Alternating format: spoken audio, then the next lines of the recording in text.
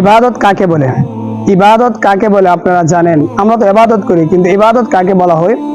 ইবাদত বলা হয় আল্লাহ তাআলা ভালোবাসেন, তিনি সন্তুষ্ট থাকেন প্রকাশ্যে অথবা অপ্রকাশ্যে কোনো কথা অথবা কাজ করাকে ইবাদত বলা হয়। কোরআনের মধ্যে আছে ওয়ান্নাল মাসাজিদা লিল্লাহি ফালা তাদউ মাআল্লাহি আহাদা। আল্লাহ তাআলা বলেন মসজিদ সমূহ হলো আল্লাহ তাআলাকে স্মরণ করার জন্য, এবং আল্লাহ তাআলা ব্যতীত অন্য কাউকে তোমরা ডাকিও না, স্মরণ করিও না। অর্থাৎ আল্লাহ তাআলা প্রকাশ্যে ডাকেন অথবা অপ্রকাশ্যে আল্লাহ তাআলা সন্তুষ্ট থাকেন এরকম যত কাজ রয়েছে এইগুলাকেই বলা হয় ইবাদত।